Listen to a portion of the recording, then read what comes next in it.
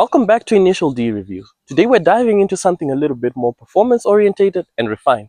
For those who appreciate a mix of luxury, style, and efficiency, this is the Lexus IS 220D, a sedan that promises to deliver on a lot of fronts. In this video, we'll explore what makes this car stand out, from its design, interior features, and how it performs on the road. Stick around as we dive into the details and see if this Lexus lives up to its premium reputation. Initial D! Starting at the front end of the IS, the design here is sharp and purposeful, with the bonnet sloping downwards to a point, giving it a sleek aerodynamic profile. It's a clean look overall, with minimal plastic visible, except for the lower section which features a mesh design pattern. This part is largely out of view, and so it doesn't detract from the premium feel. The headlights are divided into two sections. Up top you have the main headlight, housing the high beam, your main light, and your turn signals, all integrated neatly into a single unit. Below you'll find the fog light sitting next to a piece of plastic that honestly doesn't look too great, a bit of a weak spot in an otherwise well executed design. Upwards it's a standard affair with nothing particularly striking standing out. Overall, the front end strikes a balance between sleek design and functionality, with just a couple of minor compromises. Moving to the side of the Lexus, you immediately notice that it almost feels as if it's divided into two halves. I reckon this car could pull off a two-tone paint job really well thanks to its natural lines. What do I mean by that statement? Well, you see, there's a strong shoulder line that runs the entire length of the car from the bonnet to the boot. A bold design choice in my opinion that gives the car a sense of cohesion and strength. A chrome surround strip envelopes the windows, whilst the side mirrors sit on that strong shoulder that I mentioned earlier before. They also house recessed ambient exterior lighting that activates with the car's keyless entry system when the keys are in close proximity. One design element that stands out and shows this car's age are the side-mounted turn signals on the front fenders. Something you won't see much more of anymore, as most manufacturers have largely moved away from this design language in favor of placing them here, on the side mirrors. Further down below, you have two tire size options that I know of. These elegant 16-inch wheels or 17-inch wheels that have a thinner tire profile but lend the car a more sporty appeal. At the back door, there is one quirky detail worth mentioning. This semicircle-like cutout over here that I'm not sure works with the overall design language of the car that is otherwise straight and angular. At the back here, the Lexus logo sits proudly above everything else, and flanking it on either side are taillights. Lexus has clearly put effort into these, but they've aged quite a bit and don't match the sleek modern styling we see in today's cars. Just below the lights you'll find Lexus lettering and the model badge in silver, a nod to an era when Japanese manufacturers were still establishing themselves in foreign markets. Much like the Mazda MPV that I reviewed in my previous video, this was to ensure easy brand recognition. One design element that stands out is the lower bumper, which is big and prominent, featuring two recessed reflectors on either side. Interestingly, an effort has been made to conceal this car's exhaust pipe, likely because this is a diesel-powered car. You see, my theory is that because diesel engines, as we know, can sometimes emit smoke as they age, Lexus wanted to avoid this being too visible. On the petrol version of this car, you'll actually find dual exhausts on either side, which are much more prominent. Overall, the rear of the IS has an understated and practical appeal, with some subtle quirks worth noting. The clamshell hood adds a sophisticated edge. It manages to create a slimming effect, pulling the eye inwards whilst the bodywork pushes outwards, seamlessly integrating with the muscular fenders that give the IS a planted and assertive stance. The contrast between aggression and refinement is what sets the Lexus apart from all its conservative competitors, the BMW 3 Series and the Mercedes-Benz C-Class. The IS leaned into dynamism and sharp design. It's a car that isn't just about luxury, but also about making a statement on the road. Compared to its predecessor, the XE10, the XE20 has matured. It shares DNA with the larger GS, but while the GS is more geometric and restrained, the IS took a sportier and more youthful approach. Lexus has stayed true to its core value, attention to detail. Every line, every surface, every curve has been meticulously designed to create a car that doesn't just look good, but feels intentional, mature, uniquely Lexus. The Lexus IS XE10 Generation, all distinctive and a true statement of Lexus's evolution. Before we dive into the XE10 generation, let's take a moment to appreciate where it all started. The XE10, the first generation Lexus IS, also known as the Toyota Altezza. Designed as a direct competitor to the European luxury sports sedans of the time, it brought a level of performance and driving engagement that was rare for Japanese luxury cars. And it didn't go unnoticed. When it launched in 1998, it received critical acclaim and even won Japanese Car of the Year award from 1998 to 1999. Shortly after, Lexus introduced the IS in the European market, marking the beginning of what would become a long-standing rivalry with BMW and Mercedes-Benz.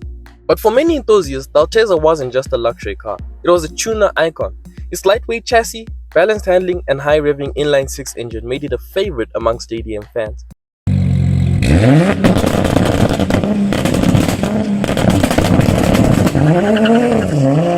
And if you played Need for Speed Most Wanted, you might remember it. Taz, Blacklist, Rival number 14. If you were lucky enough to win his pink slip, the IS300 was yours to keep in the game. The first IS set the stage for what Lexus could do, combining luxury with real driving performance. But when it came time for the second generation, Lexus had bigger plans. By 2005, Lexus had officially separated from Toyota, establishing its own identity with dedicated design, engineering, and manufacturing. The XE20 wasn't just an upgrade, it was a transformation. The XE20 generation wasn't just a successor to the beloved XE10, it was a landmark moment for Lexus, introducing several firsts that would shape the brand's identity for years to come. One of the biggest milestones, the introduction of Lexus's first ever diesel model. Released in 2006 specifically for the European markets, the IS220D marked Lexus's entry into the diesel segment, something that had been dominated by its German rivals. Powered by a 2.2-litre inline 4-cylinder engine making around 175 horsepower, and fittingly marking the early beginnings of this channel, the IS220D is the exact model I have for this video. But the diesel wasn't the only first for the XE20. This was also the generation that introduced the world to Lexus's high-performance F division. The ISF with its aggressive styling and naturally aspirated 5-litre V8 was the first Lexus to carry the now iconic F moniker, a move that set the stage for future performance models like the RSF, the GSF, and flagship LFA supercar. But let's talk more about the ISF later on in the video. The XE20 was also amongst the first Lexus models to fully embrace the brand's finesse design philosophy, a sharp contrast from the more conservative lines of its predecessors. Finesse emphasized clean yet dynamic shapes, blending simplicity with elegant flowing curves. This new design language would go on to define Lexus's identity and influence other Toyota models well into the next decade. And if awards were anything to go by, the XE20 wasn't just revolutionary, it was exceptional. It racked up 13 awards during its production run, including a spot on Ward's top 10 best engine list for the IS350, while the ISF was named Car Magazine's Performance Car of the Year in 2008. Even Top Gear recognized its excellence, awarding the second generation IS the title of Executive Car of the Year. For Lexus, the XE20 generation wasn't just an evolution, it was a statement, a declaration that the brand could compete on every front, from performance to luxury, and even in new territories like diesel engines. And today, it remains a defining chapter in Lexus's story. The XE20 generation of the IS came with a diverse lineup of engines, ranging from efficient inline 4 turbo diesels to smooth, powerful V6 petrol. And of course, Lexus reserves something special for the true performance enthusiasts. There's a lot to take in here, so feel free to pause the video if you want to take a look through all the variants. But now, let's talk about the ultimate XE20, the ISF. This was Lexus's statement piece, the first ever model to wear the F performance badge, and it meant serious business. Unveiled alongside the LFA concept, the ISF was Lexus's answer to the M3 and C63 AMG. It sat 1 cm lower than the standard IS and featured a bulging hood to accommodate its naturally aspirated 5-litre V8 engine, with 416 horsepower and an 8-speed automatic transmission. Oh, and it also got one of its most distinctive styling cues, stacked quad exhaust tubes, which while controversial, became an unmistakable part of its identity. The interior reflected the car's purpose, sportier, more focused, with braided aluminium panels, bucket seats, and paddle shifters for that extra level of driver engagement. And it wasn't just about looks. The ISF could rocket from 0 to 100 km per hour in just 4.6 seconds, hitting 100 miles per hour in just over 10 seconds, with an electronically limited top speed of 270 km per hour. One day I hope I get the chance to review the ultimate variation of the XE20 generation. But for now, we appreciate it from a distance. Let's step inside the IS220D, and I'll give you a tour of the cabin. Lexus implemented Japanese design principles such as hazushi, where an object retains individuality while still being a part of a larger whole. Personally, I don't see it, and I think it's just a bunch of marketing nonsense. Starting with the front of the interior, the dashboard and upper door panels are covered in a very thin layer of leather with a squishy material underneath. While it's intended to give a premium feel, over time it's aged in a way that makes it look somewhat cheap. The leather layer combined with the lower bluish-grayish colored plastic sections visually divides the interior into two halves, creating a distinctive contrast in materials and textures, much like the cabin of the Mazda MPV I reviewed in my previous video. The gauge cluster in this car is beautiful. The needles, illuminated in white, do this little dance when you turn on the car, which is really cool. There's also a small rectangular display in the middle that provides basic driving information such as average miles per gallon, average speed, outside temperature, and fuel range. Everything else is neatly laid out, making it easy to read at a glance. The infotainment system and climate controls are quite outdated, and I counted about 48 buttons to operate them, a definite sign of the times when this car was built. However, the buttons, knobs, and dials feel very premium to press, nicely damped and distinctive in touch and feel, meaning you don't have to take your eyes off the road to adjust things like the volume or climate controls. There's an aux port for connectivity, and later models do feature Bluetooth, which makes it easier to stream music and take calls. The front seats are electrically operated with 10-way power adjustment for both the driver and front passenger, including lumbar support. They sit quite low, which adds to the car's sporty feel. This particular model is optioned with perforated heated and cooled seats, making it comfortable for all seasons. The center console features a small recessed area meant for cigarettes with a lighter socket that doubles as a handy spot for loose change. There's also a small cup holder and a sliding armrest that reveals a storage compartment with another 12-volt cigarette lighter style charging socket. The steering wheel has 6 buttons controlling various functions, with the right side managing the instrument cluster display and a stalk below for the cruise control. On the left side there's a traction control button, as well as a knob to adjust the height of the headlights and a button for the windshield wiper warmer, useful for snowy or icy conditions. One of the standout features inside the cabin is the audio system. I counted about 17 speakers which deliver clear, crisp vocals and a deep, heavy bass. The sound quality is genuinely impressive for a car of this era.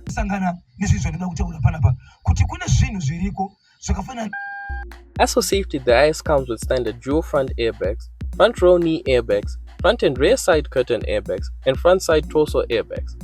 It also introduced Lexus's twin-chamber V-shaped front passenger airbag for added protection. Speaking of the front passenger seat, there's also an interesting little quirk to the side of the glove box. You can manually turn the airbag on or off. Now, while this is intended to allow you to fit a child seat in the front so you can monitor your baby instead of stuffing them in the back, it can have other uses. You know, maybe that one irritating friend that never stops talking about that one anime. You could just revoke their airbag privileges and say, "No airbag for you." What? You just lost your airbag privileges. And well, it would be a shame if anything were to happen on the road. Bench!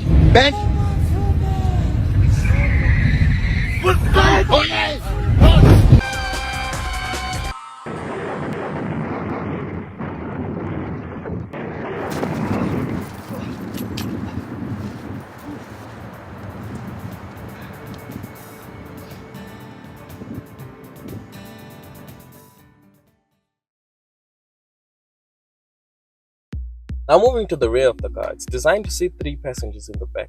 However, due to the driveshaft tunnel that splits the rear, full-sized adults may find it a bit of a tight space, especially on long-distance drives. The rear seats provide adequate legroom and headroom, with cutouts in the back of the front seats offering extra knee space. At the back of the headrest, they are built-in screens. They still work, but they are based on outdated AV/DVD technology, so don't expect compatibility with today's devices. The leather back here is also showing its age. Maybe cloth seats would have held up better with time. The middle seat's back folds down to reveal an armrest within it. There's a plastic panel that can be opened from the boot, allowing for transportation of longer items.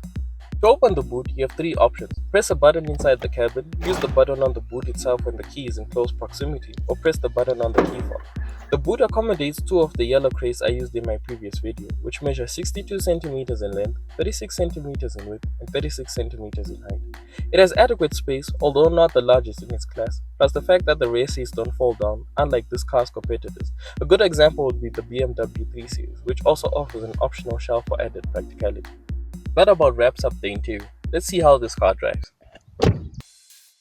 Alright, let's talk about what it's like to drive this car. Since this is a sporty sedan, there's a slight firmness to the ride, but it still manages to be somewhat relaxing. The brakes are progressive and easy to modulate, which is always a plus for daily driving. Now, visibility is a bit of a challenge. That sleek coupe-line design comes at a cost, especially with the high rear end.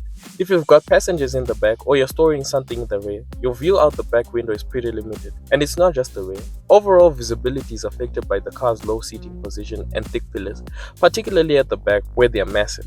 Parking this car can be a bit of a challenge, especially without a reverse camera. The high rear end combined with the thick pillars make it difficult to judge distances when backing up. You really have to rely on your mirrors and a bit of guesswork, which isn't ideal in tight parking spaces. Parallel parking in particular requires extra attention since the sloping rear window doesn't give you a clear view of what's behind. If you're used to modern cars with parking sensors and cameras, this might take a bit of getting used to. That being said, once you're familiar with its dimensions, it becomes a bit easier, but it's definitely not the most parking friendly car out there. If you're thinking of buying one, look for a version of this car with parking sensors or reverse camera. That said, this car is great for long distance driving. The cruise control works well and it disengages when you step on the clutch or brake pedals, and there's a little clank when you do the former, but other than that, no complaint. Now on to the engine. This diesel is definitely peaky, delivering most of its power past 2000 RPM. With a 6-speed manual, there's a bit of a learning curve to getting the right gear and rev range to maximize performance, even if you're used to driving manuals. The shifts aren't the quickest and there's a noticeable delay between gears, but I'll give Lexus a pass here since this is their first attempt at a diesel engine. This is actually my first time experiencing turbo lag and it's pretty interesting. Below 2000 RPM there's like basically nothing and the engine is pretty sluggish. And then once the turbo kicks in, it's like boom, you get all the power suddenly at once. To be honest, this engine is geared towards efficiency and highway cruising more than it is outright fun. Lexus really should have paired it with an automatic transmission instead of a manual. If you're looking for something more engaging, I suggest going for the V6 petrol versions instead. On the plus side, the cabin is well insulated. Road noise isn't really an issue. Although if you go for the 17-inch wheels, I think it's a bit more noticeable. These 16s feel just fine. As for the engine noise, you do hear the diesel, but it's surprisingly smooth. Personally, I have a bias towards petrol engines. I think all diesel engines sound like disgruntled workers.